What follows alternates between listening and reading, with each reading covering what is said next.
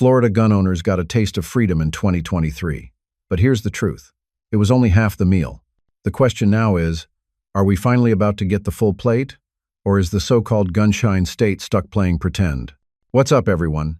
This is Ted from Line 45, and today, we're breaking down Florida's next big gunfight: open carry, red flag repeal, and whether this state's about to go all in on constitutional carry or stall out halfway. Before we dive in, do me a solid.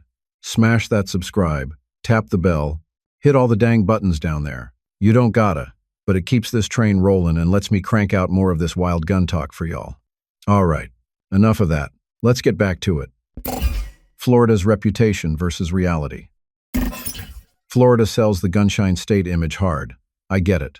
But the rulebook is messier. In 2023, Governor Ron DeSantis signed HB 543, and permitless concealed carry took effect on the 1st of July, making Florida the 26th state to drop the license requirement. That change didn't rewrite purchase rules or the waiting period, and it didn't expand who can legally possess a firearm.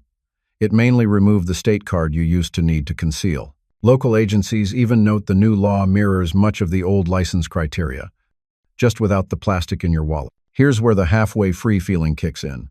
Open carry of handguns is still illegal statewide, with only narrow carve-outs when you're fishing, hunting, camping, traveling directly to and from those activities, or engaged in target shooting. Florida is one of 4 states that broadly prohibit open carry, grouped with California, Illinois, and New York.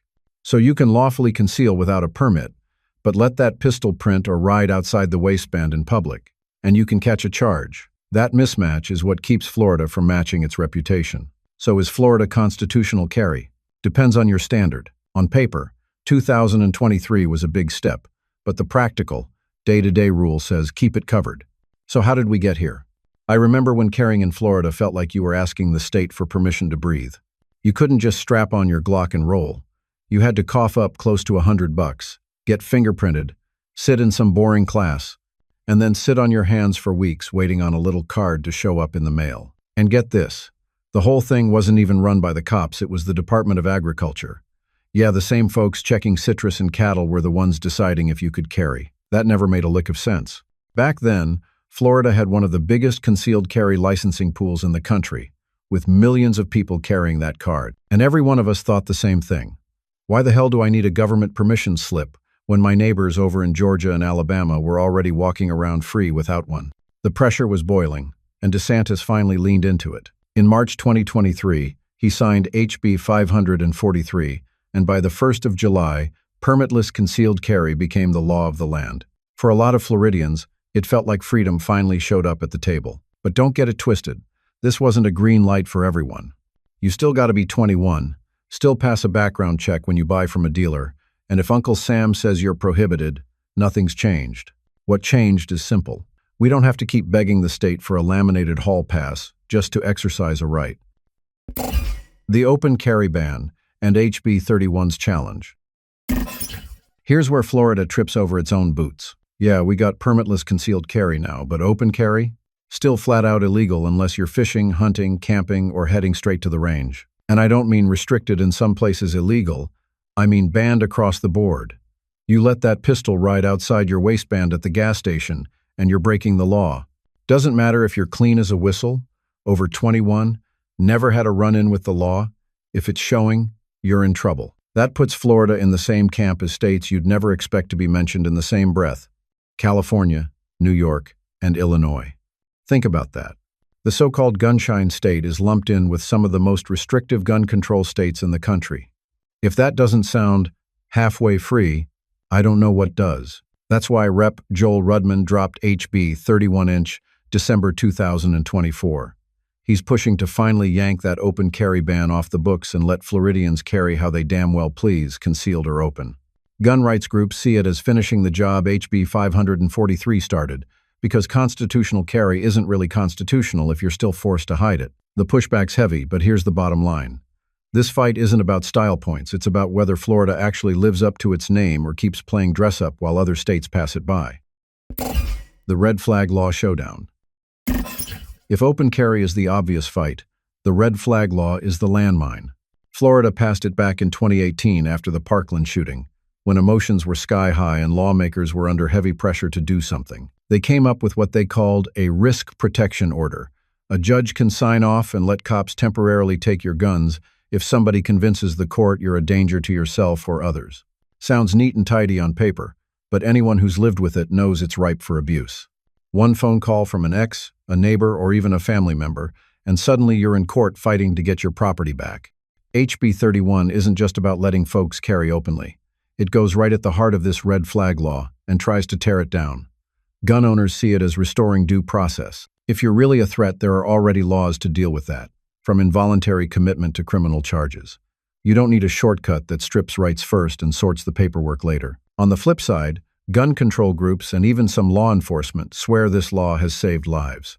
They point to numbers, thousands of petitions filed since 2018, and say it's kept guns out of the hands of unstable people. But the tension is clear. Safety arguments on one side, constitutional rights on the other. And that clash is what makes HB 31 more than just an open carry bill. Who opposes? Here's the part that burns me up. The biggest obstacle to open carry in Florida ain't the Biden crowd. It ain't California liberals, and it ain't some gun control lobby parachuting in. It's our own sheriffs. The Florida Sheriff's Association has been hammering away at this for years, saying open carry will spook the public and tie law enforcement's hands. They paint this picture of chaos in Publix if a guy walks in with a Glock on his hip, like Floridians are going to faint at the sight of a holstered gun. Give me a break. This is the same state where half the trucks in the parking lot have rifle racks in the back window. And the real kicker? A lot of Republicans in Tallahassee are siding with them. Senate President Ben Albritton, Republican mind you, flat out said he doesn't support open carry. So even with a Republican supermajority, the brakes are getting slammed from inside the party. That's not Democrats killing your rights. It's your own so-called pro-Second Amendment leadership hiding behind a badge. For everyday gun owners, it feels like a slap in the face.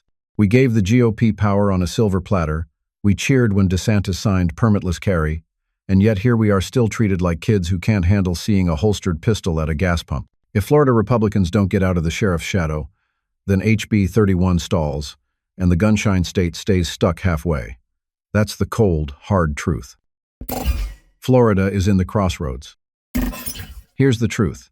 Florida's at a fork in the road. We can either shake off the last of these chains and actually live up to that Gunshine State nickname, or we can keep strutting around pretending like we're freer than we really are. HB 543-inch 2023 gave us a taste of what it feels like not having to beg for a permission slip, but permitless concealed carry was only half the story. Open carry's still banned, red flag laws are still on the books, and that ain't what most folks picture when they think constitutional carry. If HB 31 clears the hurdles, Florida jumps from halfway free to wide open. That would make us one of the most permissive gun states in the nation, right up there with Texas and Arizona, but with one extra notch. Because Texas doesn't even have red flag laws to repeal. Imagine that. A state with 22 million people setting the standard for what gun rights look like in America. Folks in other legislatures would be looking over and saying, if Florida can do it, why can't we? But if leadership caves to the sheriffs and HB 31 dies, then nothing changes. Florida stays in that awkward middle ground. Permitless carry on the books, but still tied up with bans and restrictions that don't match the freedom we brag about. The choice is simple. Either Florida becomes the model everyone else points to, or we keep faking the title while other states pass us by.